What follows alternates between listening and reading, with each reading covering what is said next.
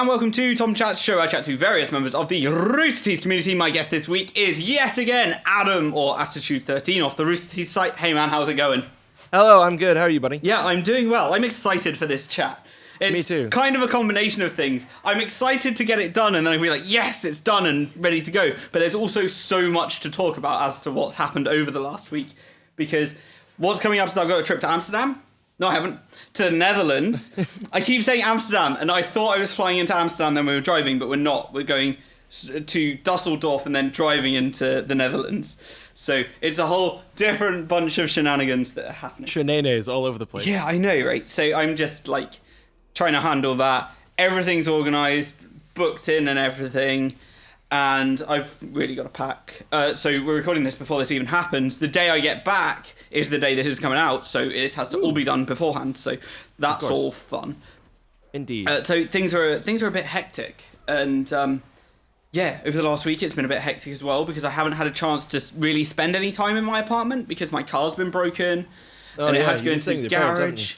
Yeah, so I've been staying with my parents for for the past 5 days. And then last night was the first night I've spent in my own apartment, which is really nice to just be back in my own place. And I can just be like, okay, I can just chill out, relax. I went to Taekwondo last night, spoke to my instructor. He was like, you haven't been here for ages. I was like, I know. And then I spoke to him about everything. And then once we were done speaking about everything that I've been going through, I'm just like, and I want to say thank you because I think Taekwondo's helped me get to where I am because of the discipline and everything. He's like, it's so good that someone who's making progress in Taekwondo is also seeing the aspects that are affecting the rest of their life as well. I was like, I know, I'm feeling so good about everything in general. I just don't. That's the first time I've trained in 2 weeks, and I'm a stickler for regularity as well. So it's just it's weird without you being around necessarily. So I'm just like, okay, that's a pretty cool thing. But another thing that happened this week was that I went and saw Dream Theater. And they played The Astonishing from front to back. And I'll talk about the live performance in a minute. But the album itself is pretty okay. I don't think it pushes the boat out. It does very many Dream Theater things that they've done in the past. It reminds me of Metropolis Part 2 a lot. And there's so many phrases from it that you can pick up from different songs that they've done in the past. And that's one of my problems with Dream Theater currently, is that I can't find much originality in what they're doing. Yeah, it's we just said this as we were talking just before we hit go, that it felt, personally, this is my view and is non-reflective of the Topham podcast. Yep. I will put that disclaimer in there. That it felt like, I'm a huge Dream Theater fan, and personally the self-titled I thought was all right. It was it was a very safe album. It wasn't exciting. It wasn't that interesting with things that I associate with Dream Theater. It wasn't very progressive in terms of their sound. Whereas The Astonishing, it felt like they were like, okay, what is Dream Theater? And let's do a Dream Theater and let's listen to our old material and do that again. And in a really cool way, it was tying it all together, but also in not a very the instrumentally and stuff that they do live. I'm like, oh, that's super cool. And then it felt like they were trying to do that, but for a whole album. You're looking very pretty there, David. Our audio listeners will not be able to see this, but he's got 47 headphones on at the moment. I know. It's going a bit messy, but that's okay. So what I found with the self-titled album was that I thought it was a nice, refreshing turn of pace for them to go back to stuff that they've done in the past. And as such, it was I don't know. It was nice to hear the references to the old material that they've done. Okay, everything's fine. Everything's fine. Okay. Everything's totally fine. Okay, I had to switch headphones, so that was weird. I'll cut this bit out. Quoting Low Zelda. Everything's fine. Everything's totally fine. Everything's fine. Yeah. She will flat out murder us both. It's fine. Everything's totally fine. When she comes near us, we'll take her tiara and she'll lose all her power. No, yeah, like we're going to be able to touch the tiara. you would be like, hey, I'm going to touch the tiara. There goes my arm. Yeah. Anyway, like I say, the Dream Theater album itself, I thought was a nice, I don't know, it was kind of a nice introduction to old Dream Theater styles. with kind of a modern take and with a new drummer to just try and get everything meshed together. I thought, it's an okay album as well. I think, actually, my favourite track of the last 3 albums is Breaking All Illusions, which is clearly the proggiest track and is possibly the best track they've put out in the last 5 albums. The intro is so good. Yeah. I like that album, Dramatic Turn of Events. That came out on my birthday, the year it was out, 2012, probably? 13, 11, 9? 9 was Black Clouds and It Silver came out on my Linings. birthday, so I bought the special edition. I treated myself. And, it's not the most original album, but it's just really awesome. Breaking Illusions and Bridges in the Sky are both songs that I really, really like. They're very, very proggy, very Dream Theater, very, hey, yo, we're Dream Theater. Yeah. But I do really like that album. Yeah. And I thought the self-titled was almost a step back. It was like they set up a really fresh new thing, and then they kind of stayed there rather than moving forwards, perhaps. Yeah. Maybe not a step back, but kind of stagnant. Yeah, I think they kind of stagnated on the self-title, and then the Astonishing itself, I think, it like suffers from the same thing. They're trying to do too much from their past to be referential to that, and I don't think there's enough progress on there to be for me to feel satisfied with it being an enjoyable listening experience. It's also 2 hours and 15 minutes long. That's a long time. It is. It's super difficult for me to find the time to listen to the whole album. Yeah. I've managed to listen to it twice before I saw them, and then I've seen them play it whole live in one go. And yeah, it was a weird experience. So I'm sitting there, and the whole place was seated. There was no standing at all. So I'm just sitting there going, oh yeah, this is interesting. And the whole of the first act, which was the whole of the first disc, was particularly unspecial. It was the opening night. I was finding myself sitting there being bored. There was no... It seemed also trivial to them to just play it by rote. Everything that they'd recorded and written was played exactly as they'd recorded and written it. Which, I don't know, for me, I like seeing some variation. I like when they're playing, say, I can't remember, it's probably Metropolis Part 1, and they have like a break. They'll play like a short riff from another song, and then they'll get back into where they were before. And it kind of lacked that specialness that you get when you go see Dream Theater. But the second act was good because there was more like expressive guitars on it and solos, and it was a bit faster, and it had more contrast to it. I think that's a whole problem I have with the album as well. The first disc itself doesn't have the bits I was expecting with the originality, whereas the second disc does, but you need to listen to the whole of the first disc to get to the second disc. Yeah. And I don't know, I feel it finds itself a bit problematic. How would you compare it, in your taste and as a fan, to Metropolis Part 2, which would be their last, proper concept album? And I thought Metropolis Part 2, I really, really like. I think, it's Dream Theater, it's prog, they're 80s, 90s dudes. It's a little bit cheesy in points, but I'm totally okay with that. Yeah, Metropolis Part 2 is one of my favourites. I love Metropolis Part 2. So good. And I think this album felt like they were trying to do things. Like, it felt like it came across like they were trying to do something. It felt like they were going, okay, this is going to be a concept. This is a concept we worked really hard on. We need to make sure it's clear as a concept, but we also need to be self-referential for the concept to make sense, and we also need it to hark back to our older sound to do what we want to do, and we also need to be fresh. And it felt like they were doing all of them. It felt like you can see someone going, oh, look at all these things I've done. Yeah, it really felt like when I was watching it and they were playing it, it felt like Metropolis Part 3. And it's just, but it clearly doesn't have any references to the things, but in the music you hear, it sounds very much like what they've been doing in the past. Yeah. So it's just like, it's kind of, I don't know. I find it a difficult album to really wrap my head around. So I was sitting there being bored. I'm just like, this is okay. And everyone around me is like, this is amazing. I'm just like, they're playing everything exactly as it was. Like, there's no variation in any way. They're not... There was breaks between the songs as well, which clearly are planned and they've put in.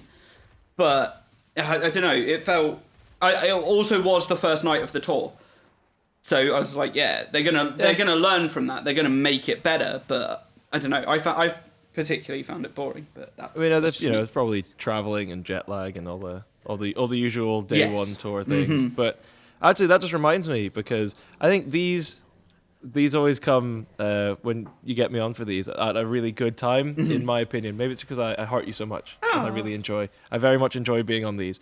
And last time we talked, it was just before Laser Team came out. Yeah. And also today I was at an RT Scotland event where there was loads of people who were from Laser Team, and we were just saying earlier, we were referencing Low Zelda, who's streaming at the moment. So it's everything is coming together with this this little thing. So apologies for ending music discussion. I was just going to mention Laser Team. Yeah. And have you seen it yet? Yeah. I went and saw it. It was awesome. Do you see it on the Wednesday, on the opening night? I saw it on the Friday. It was the time it opened here locally. I was like, oh, this is awesome.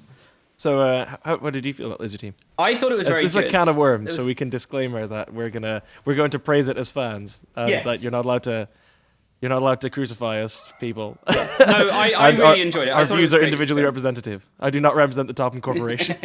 So my dad came with me to see it as well. He actually went to see Dream Theater with me. And he saw Laser Team. He really enjoyed it. He actually can't wait until I got the Blu-ray copy, which came in the other day. So I'm just like, okay, I've got the Blu-ray copy. He's like, bring it over so I can take it and I can watch it. It's great. Like, okay. Awesome. So yeah, it's good that someone who doesn't really know anything about Red vs. Blue or Rooster Teeth in general can still have a good time watching the film. And so that to me was like the best thing about going to see it. Yeah, I felt the same way. I went to see it with a group of 6 friends from school, like there's 6 of us, and all of us are Rooster Teeth fans. But one of our friends, he's seen a little bit of Red vs. Blue, but he's not on the site, doesn't watch any of the other content, and he enjoyed it. He said, as someone in our kind of our world, kind of gaming and this kind of quote unquote air quotes nerd culture, people who are into that kind of sci-fi and sci-fi comedy and that kind of internet generation, he really enjoyed it and said it was good fun. It's not going to win any Oscars. I would give it a solid 3.5 out of 5. I mean, for an indie movie, looking at what they've done is pretty incredible. Yeah. Though Gavin Free should get some acting lessons. No offense, Gavin. He should just speak British the whole time. Yeah, I mean that would have saved it. That would have saved him the effort. But it was fun. It was cool. It was really cool seeing the community there. Yeah. I think it was one of the best things, because the Glasgow screening there was they had 2 on Tug, and they just rolled them together into one screen. Ah, okay. So there was like 400 people in one cinema. Oh, nice. It was awesome. Yeah. And the cinema was great. The seats reclined all the way back. It was awesome. Wow. Yeah, I just went to the standard cinema, and it was just a standard cinema experience. It was like, oh yeah. Yeah, it was weird actually, because the cinema it was at, I don't think they were expecting, because it was I guess a requested thing. I don't think they were prepared for how big Laser Team was. Like the queue was like all the way around the foyer and stuff, snaking around, and they only had 3 or 4 people on staff, and they were they looked pretty flustered. Yeah. But it was cool. It was a really cool experience. Did you hear the thing on the podcast post show where they talked about the box office numbers? With So the UK being the UK was number bigger one, bigger than the US showing. Woo! Like, go UK! Rule Britannia. So yeah, bigger opening in the UK than it was in America, which I thought was particularly cool. It also shows like there are a lot of people here that are fans, but it needs to be, the community points need to be driven home. We need to throw more events and things like that. It's true. That need recognition. Did you see on the other post show where they said that meant that there might be on the cards an RT UK, an official one? An RTX UK, yes. Yeah, yes. an RTX UK, not to be confused with RT the fan UK, event, RT the UK. fan one, yes. Which is, what's the date for that this year? It's August this year. Because last year it was September. It was September to 30th. Offset the fact that RTX was on in August instead. It was on my birthday last year, but that was when term started. It was like the first day of term. Oh. So I was like, but yeah, that would be exciting if there was an official Rooster Teeth event here in the UK. Yeah, definitely. And as I was saying off camera, and I mentioned it a second ago, I was at a Rooster Teeth event with Rooster Teeth Scotland, RT Scotland here. They're still having party times without me. But it was good. It was cool meeting new people and hanging out. It's really cool seeing the community coming together.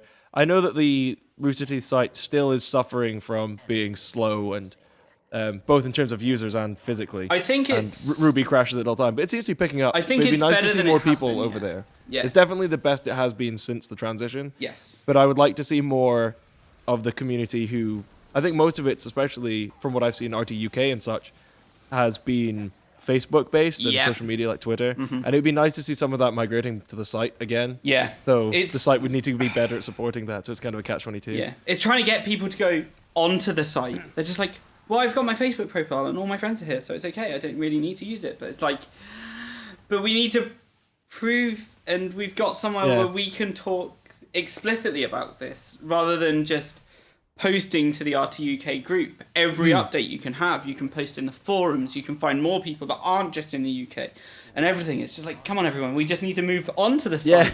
And then the more people that are using it, the faster, I guess, not really faster, they'll solve the more, problems, I guess, the more urgent, I suppose you could say it would become, or I don't know. Obviously, I don't work tech for Rooster Teeth, and I know the Adams and the whole IT team there work super hard. Yeah.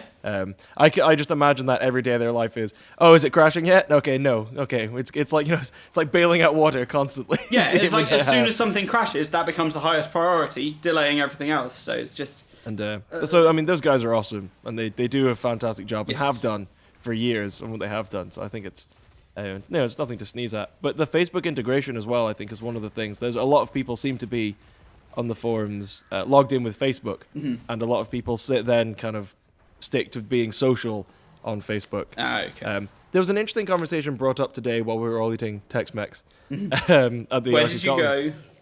A place called Pinto. Oh, I'm jealous. I'm so incredibly, horribly jealous right now. Next time. Next time I'm in Scotland. You should come visit and clog your arteries. That's what you should do. Yeah. Scotland. Someone brought up that they said they didn't think being a sponsor was worth it. And we had an interesting discussion. Generally, we decided that if you're like us who compulsively buy Rooster Teeth merch, as both of us, although people won't see this, we're both repping. Oh, I am actually. I'm wearing my Ruby t-shirt and I didn't realise. Yeah. And I'm wearing red versus blue. If you buy as much merch as we do, or you plan to go to RTX or similar, then it can really help. And it's nice to feel like I'm contributing, and I watch most of my stuff on the site. I migrated from watching on YouTube back to the Rooster Teeth site. Yeah. Maybe a year ago, mostly because the podcast was up to date. It was the main thing that got me back onto the site. Yeah, you get stuff a day early, and it means that you can watch Ruby when it crashes the first time, not the second time. When the site breaks, you can watch it before the public does, and it destroys the site again. Yeah. And it's nice, and also I think I've been a sponsor long enough that it doesn't. I think the price has changed, but because it's auto renew, it didn't. It locked in at the lower one, or something like that. But the OCC is getting busier. It's getting so much busier. I'm just like, I just want to start a second one with just a very few select people. I know, that's a bad idea, but still. Yeah. I was like, I feel bad thinking that, but it's pretty much the busiest place on the site. It is. I think that's other than the Ruby comment section. Yeah. I think that's the busiest place where we are. And I'm proud to say that I was in the OCC just before the site transition. So I'm not OG, but I've been there for a while. But you can see... I was in the original part 2. You can see on the first bit of, like, on the first page, I've put, like, a welcoming post that I'd planned out writing, because I was going to create the page the next day, should someone else have not done it, because we'd waited, like, 2 or 3 weeks after the transition. It was like, are we getting this thread back? We don't know. I was like, oh, dear. It's the best place to hang out. It's one of my favorite places online. It's so cool. It's just like, oh yeah, there's so many people. Like-minded. Speaking of which, actually, at Laser Team, I met a fellow user, Andy the Ciderman from the RT site. He was at Laser Team and tapped me on the shoulder, and he was like, "You're Adam from the OCC," and I was like, he was my secret Santa. He got me presents for...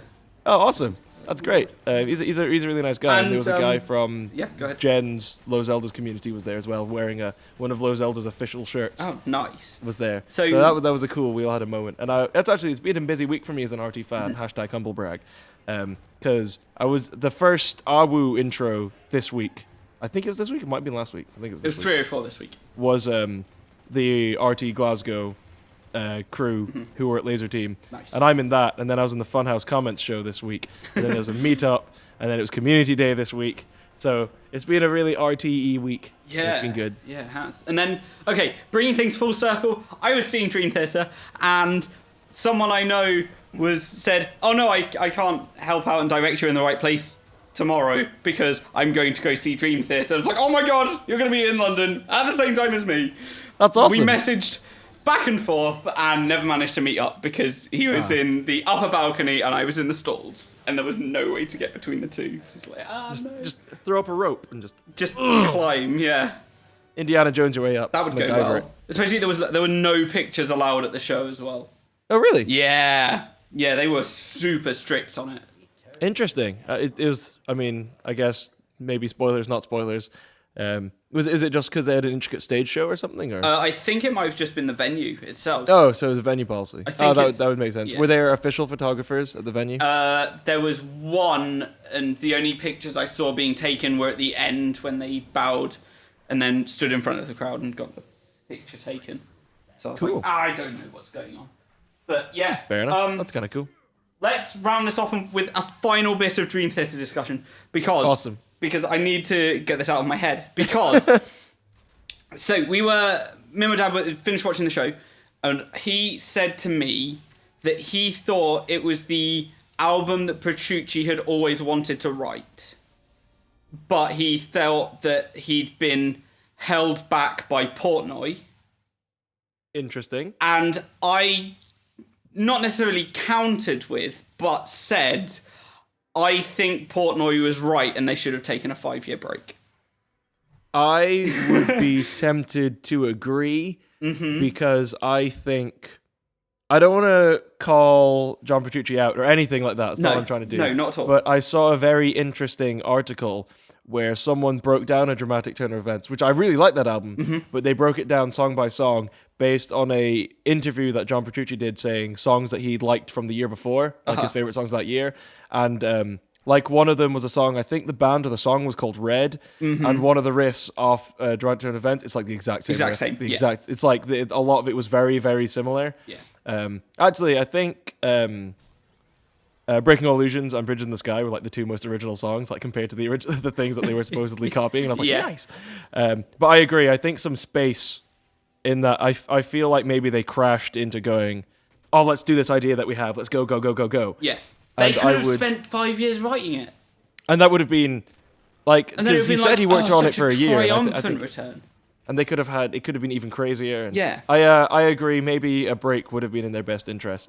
Because, yeah, I think that's probably very true. And I think artists shouldn't be afraid to take a break. Yeah. Like, we're both huge Devin Townsend fans. That's been covered in our previous episodes together. Yes. And he took a break from music, half intentionally, half not. And he said it was kind of a really, really good thing for him. And then he did the Devin Townsend Project 4 albums. And then now he's just amazing. Yes. Like, even more amazing. More amazing than ever. I bought Z2 because they re-released it as Dark Matters and Sky Blue. You can buy them individually now. With the individual, and I bought them just because the album covers are so cool. Yeah. I need to listen to Sky Blue more.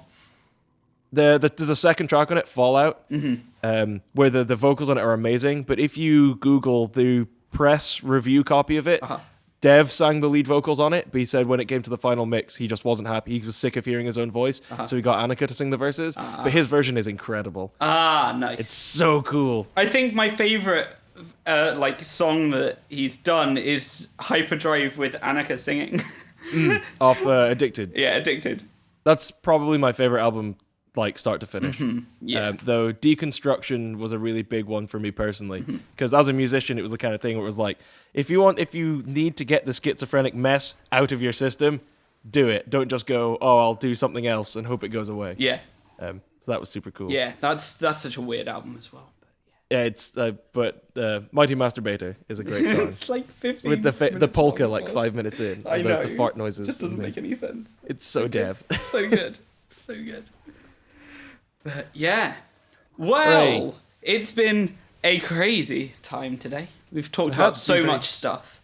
And got through a lot. Yeah, we covered everything we wanted to, I think. Pretty much. And yeah.